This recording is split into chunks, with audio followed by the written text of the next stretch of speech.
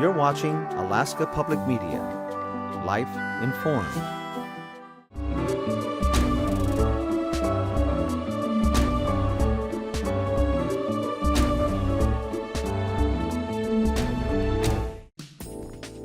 Welcome to Alaska Weather, a production of Alaska Public Media and the National Weather Service, Alaska Region.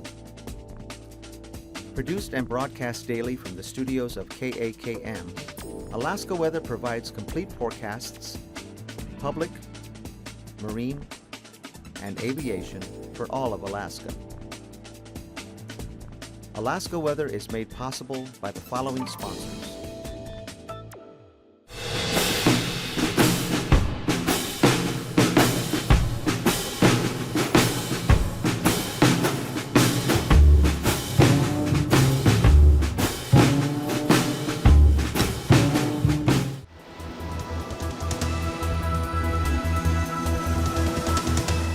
The National Weather Service. Good evening and a happy new year. I am David Kramer here with your weather forecast. As always, please visit our website at arh.noaa.gov. You can get any updates to our forecast there. Check out any watches, warnings, or advisories that we have out for the state. You can also call our weather info line of 1-800-472-0391. Get updates to the forecast to that means as well. And follow us on both Facebook and on Twitter. Starting off, we'll take a look at some of those advisories and warnings that we have out for the state. We'll start in the Susitna Valley, where we have a winter weather advisory for snow out north of Talkeetna, and that is out until 9 p.m. tonight. Switching up, we'll look out over the Panhandle, where we have an advisory and a warning. There's a winter weather advisory near White Pass that is for snow, and that is out starting tomorrow morning at 6 a.m., and that will go until midnight tomorrow night. Then we have a winter storm warning for snow, heavy snow, and freezing rain, and that is out for Chilkat Valley, and that will start midnight tonight and go until midnight tomorrow night. Then moving up to the north, we have a lot of snow out for the Brooks Range, and then down into the upper Koyukuk Valley. And we have two winter weather advisories out for the southeastern part of the Brooks Range, and then that is going to go out until midnight tonight. Then we have a winter storm warning for snow on the northeast side of the Brooks Range. That is also out until midnight tonight. And then all along the Arctic coastline, we have winter storm warnings for blowing snow that could reduce visibilities to blizzard-like conditions. And those are all out until midnight tonight. For any additional information on any of these locations, please check our website. Taking a look now at our satellite imagery, you can see a lot of southerly flow bringing up quite a bit of cloud cover, and there's a lot of rain associated with that underneath coming into the Panhandle area and along the northern Gulf Coast. Then out over mainland Alaska, you can see a lot of showery precipitation starting to move in throughout much of the interior and up closer towards the Brooks Range as well. Taking a look one more time, we'll start out in the northern part of the Bering Sea. Getting up into the Bering Strait area, we have low pressure that is moving towards the Kotzebue Sound area, bringing in a lot of southerly flow to the Seward Peninsula area.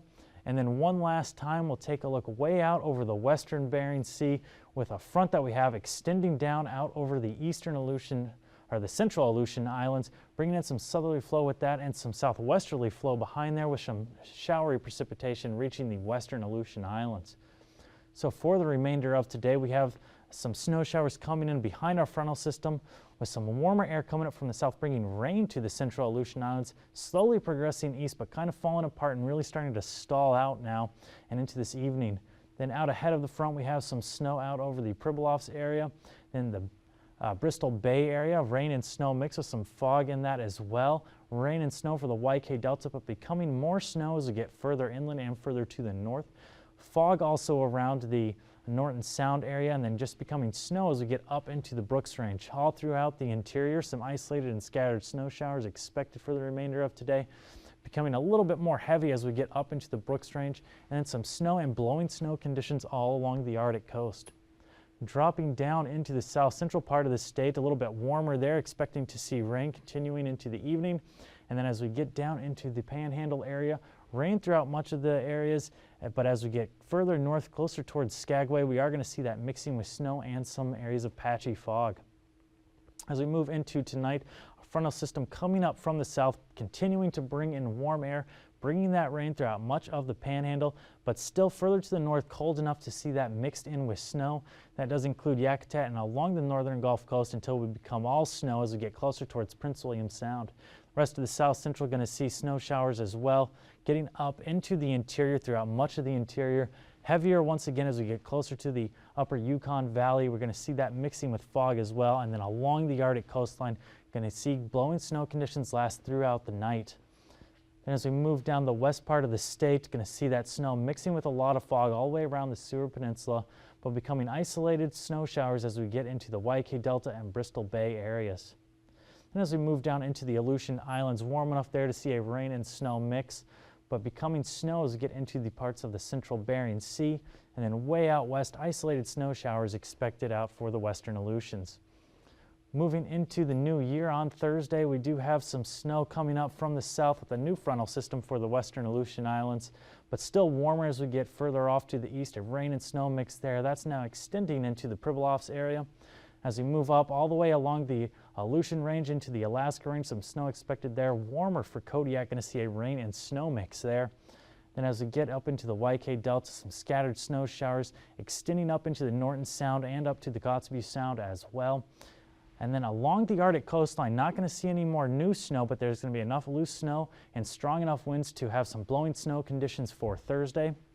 Taking us down into the eastern parts of the interior, scattered snow showers continuing, picking up as we get into the Alaska Range and parts of the Copper River Basin, but diminishing for the most part in the south central with the exception of some of the mountainous regions such as the Kenai and Chugach Mountains. Going to see some snow there tomorrow. Then our low pressure coming up from the south, bringing in a lot of warm air still, all that rain coming into the Panhandle area, once again transitioning to be a mix with snow as we get further to the north.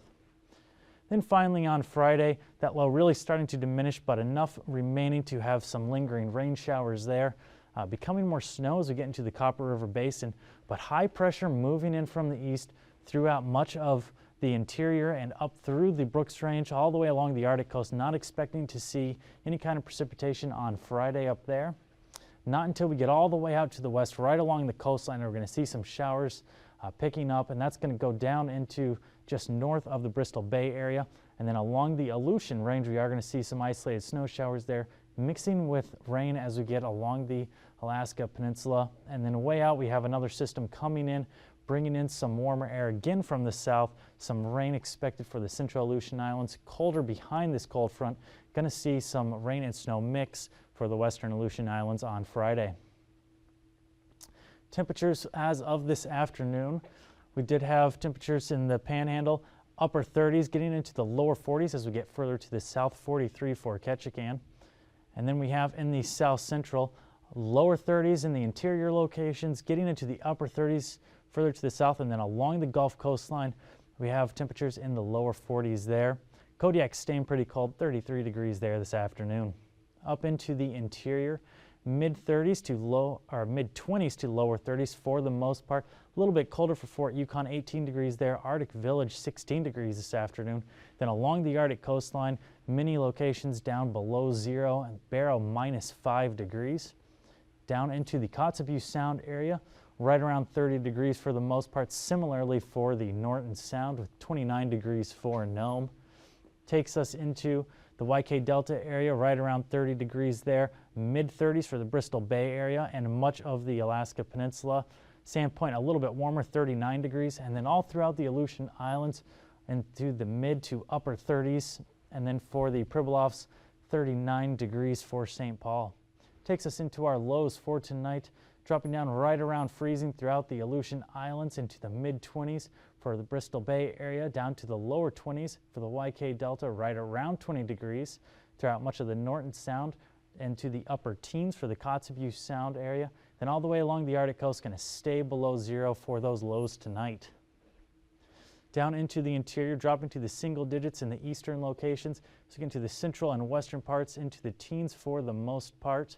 And then down into the south central, lower 20s expected there. Colder for Glen Ellen, down to 10, and then staying in the mid-30s for Kodiak Island.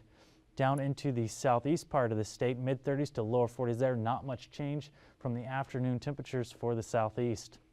Then into tomorrow for the highs, getting up to around 40 in the northern locations in the Panhandle, to the upper 40s as we get down to the southern places such as 48 at Ketchikan, then getting up to right around 30 degrees for the most part for the south central, warmer into the mid-30s along the Gulf Coast, into the teens largely for the interior, and then going to get up right above zero for highs tomorrow along the Arctic coastline.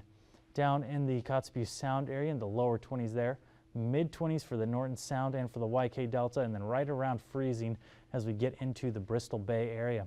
Upper 30s to right around 40 for the Alaska Peninsula and throughout the Aleutian Islands. Mixing it up now, we'll take a look at our aviation weather. Widespread MVFR conditions throughout the central Bering Sea going down into the eastern Aleutian Islands, also way out there at the western Aleutian Islands, some MVFR conditions expected. And then throughout much of the state with all the showers that we're going to see, MVFR conditions extending out into the interior up through the Brooks Range. And with that blowing snow, going to see a lot of IFR conditions along the Arctic coast. Down in the southeast, we're going to see some IFR conditions there as well with all the onshore flow and showers we're going to see down there. For the passes now, AKwx should be marginal throughout the day, as well as Adigan Pass. Lake Clark and Merrill will both start off marginal but improve to VFR as we move throughout the day tomorrow.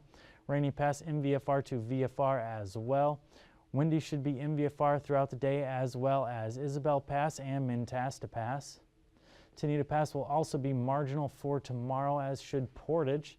And then Chilkoot and White will both be IFR throughout the day on New Year's.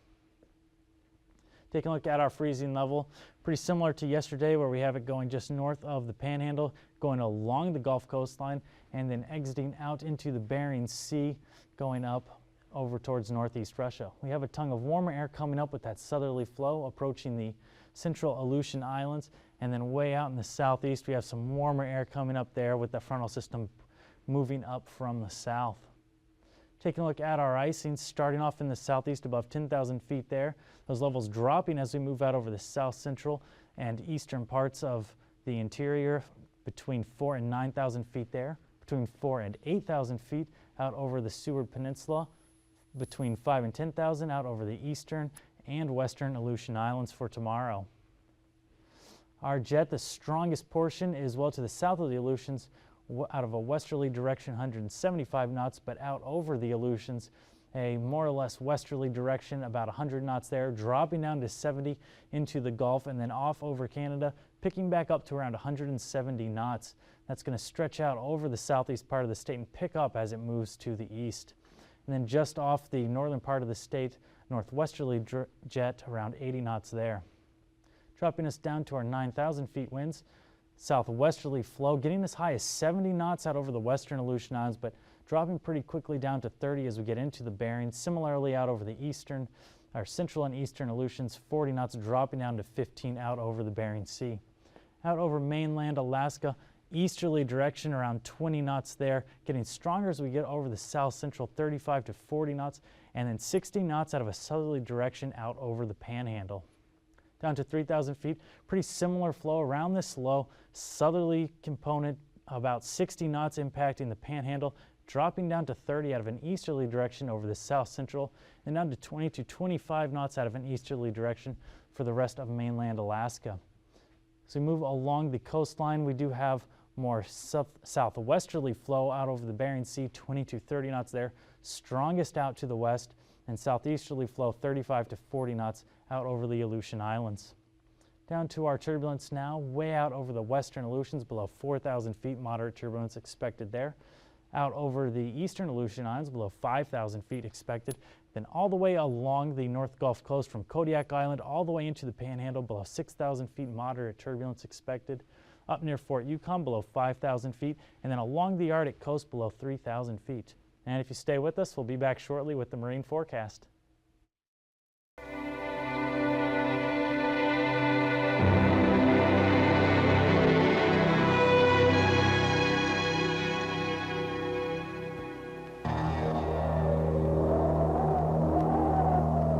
Winter, cold, wet, and deadly.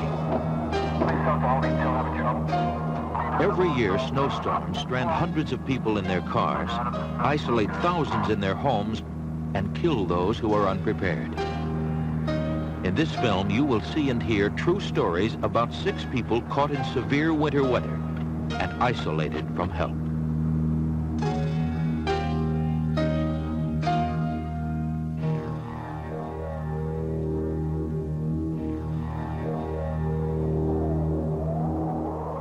Ed and Paul Maluski were going to their cabin to button it up for the winter when it began to snow. The storm hit about halfway up the mountain. By the time we got about a mile from our cabin, we kept getting stuck every 10 feet.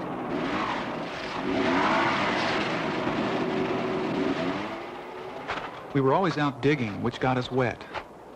Then the snow got real heavy, and you couldn't see 5 feet in front of you.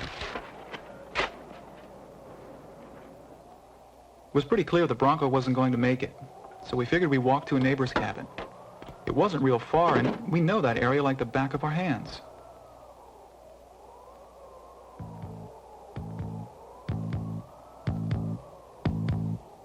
The funny thing is, everything changes at night. And with the blizzard, well, you couldn't tell which way you were going. I thought I knew, but boy, I just couldn't tell for sure. Dad! Leave us back here! We don't need it! There's food in the cabin! You know, it was funny. I'd be thinking real clear for a while, and then just didn't know what I was doing or where I was going. I couldn't even remember Paul's name. My own boy, and I couldn't remember his name. I got worried wading through that snow. Dad was really beat. He could barely keep up. I started thinking about things I'd never thought about before.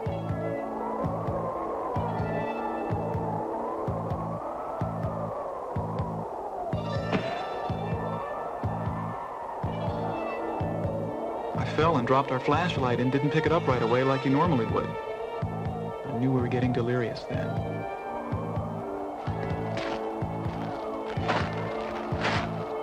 Then we hit that gate. Well, it's nowhere near the cabin. We've gone too far! Let's go back to the Bronco! Paul, we can't go back. We wouldn't make it. I wouldn't make it. We've got to find that cabin or we can't make it. Now, come on, we've got to find that cabin. From then on, I just kept thinking, you gotta keep going. You gotta keep pushing.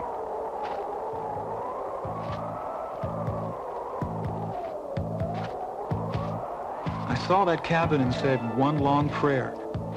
I could hardly believe we finally found it. We walked for 2.5 hours and it was less than a half mile from the Bronco. All I could think was, we had to get inside.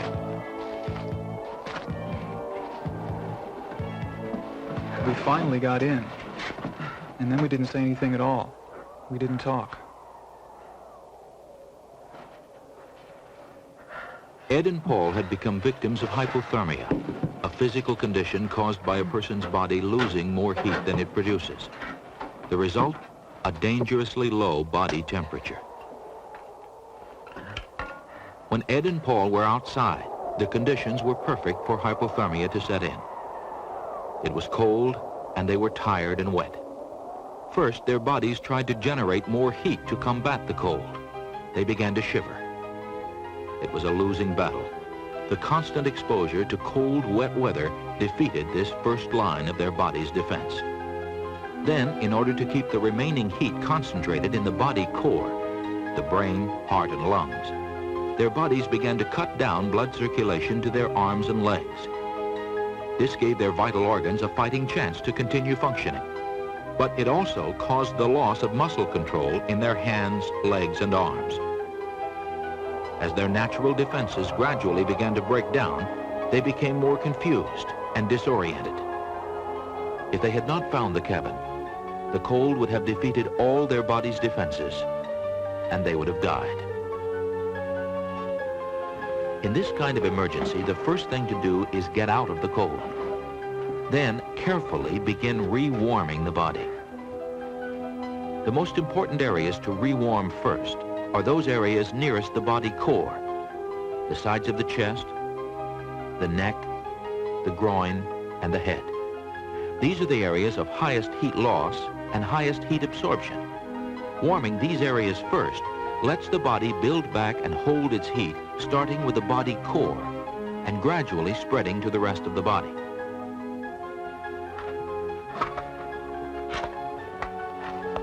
Ed and Paul did not rewarm themselves correctly. They began by warming their hands and feet, and that could have killed them. Warming the body's extremities first forces cold blood to flow back to the body core. The result is usually death. Paul went to bed that night shivering uncontrollably because his body had not been rewarmed properly. Both men needed medical assistance desperately. It's a miracle they survived. Part of the miracle was the cabin they broke into. It was owned by a man who believed in being prepared for anything. Once we got warmed up, we found plenty of wood for the fire. Besides, there was a propane tank to heat the cabin too. There was plenty of food, enough to last us a couple of weeks. And you could eat it right out of the can. You didn't need a stove to cook it on. Nothing. Well, they know we're gone. Yeah, they should. Candles, flashlights, lanterns. All were on hand with plenty of batteries and fuel to keep them working. Ed and Paul even found a battery-powered radio. It was a relief to hear that rescuers were out looking for them. The cabin had a well-stocked first aid kit, too. Ed and Paul were stranded way up in the mountains, far from any help. But even in a city, snowstorms can be dangerous, especially for the elderly. The elderly can fall victim to hypothermia even at home. It's essential for them to maintain warm room temperatures of 68 degrees Fahrenheit or more. Continued exposure to low room temperatures can easily cause older people to become hypothermic, and it is very difficult to detect. Your turn now. They usually don't shiver as hypothermia takes hold, but their breathing may become shallow and their heartbeat may slow down. Either of these symptoms during cold weather means medical help is needed immediately. The best cure, of course, for anyone is prevention. Stay warm all the time, eat well and regularly, and keep physically fit. These factors will help protect you from winter cold. Did you get back to the clinic this morning? Good. Welcome back. We'll take a quick look at the ice edge now. We do have southeasterly flow that is starting to push off a lot of the ice to the northwest along the coast up into the Norton Sound area. However, with the colder temperatures that we have coming in tonight and the next couple days, we do expect that to refreeze pretty quickly along the coastline. Now looking at our marine forecast for the southeast, we have some stronger winds, 35 to 40 knots most locations out of a more southerly direction, more southeasterly in the inside waters. With the exception of way up north, we do have northerly flow, 30 knots there. And then closer towards Yakutat, we have northeasterly winds around 35 knots with some stronger gusts out of bays and passes, especially around Disenchantment Bay there. And then seas getting up to as high as 17 feet out in the Gulf.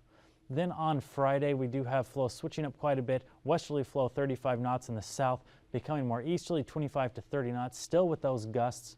And then in the inside waters, we have flow out of a northwesterly direction, 30 knots as we get in between Petersburg and Juneau. Northeasterly winds, 25 knots there with some gusts out of bays and passes there as well. And then further up to the northerly direction, 35 knots.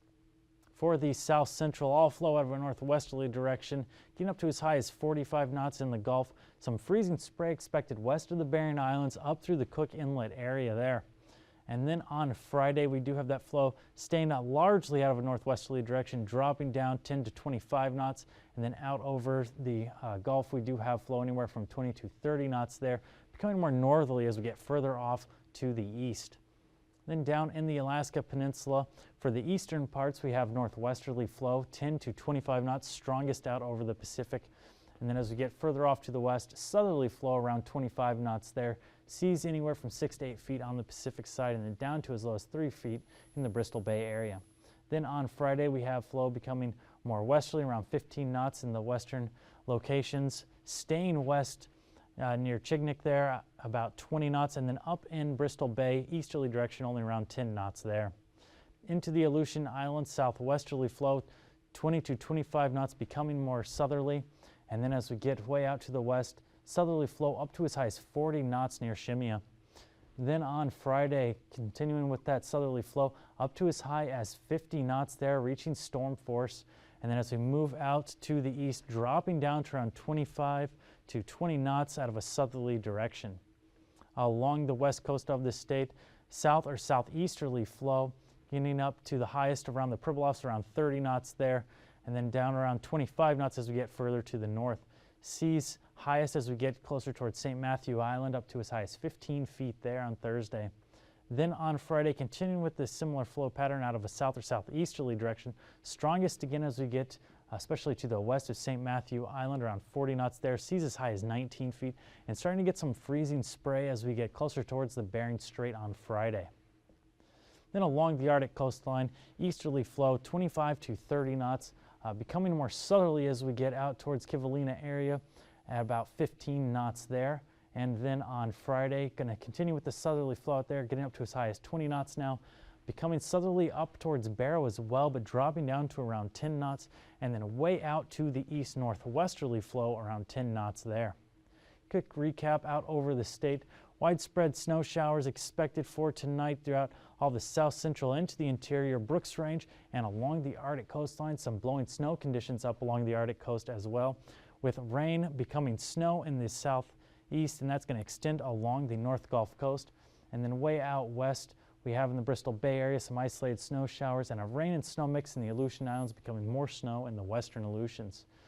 Then for New Year's Day, we do have some snow out over the western Aleutian Islands, rain and snow mix along the rest of the Aleutians, extending out to the Alaska Peninsula.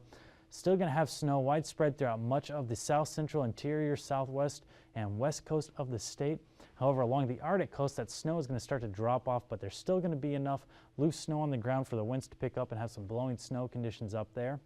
And then down in the southeast, we have this frontal system bringing in more warm air, bringing in some rain to the Panhandle area, becoming snow as we get further to the north. And we just want to wish you guys a happy new year and a good 2014 that we did have. And I'm David Kramer, and we'll see you next time.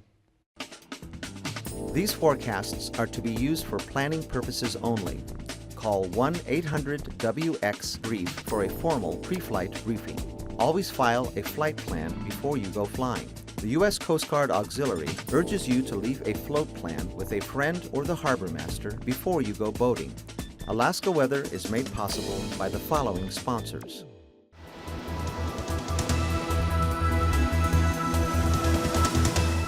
The National Weather Service.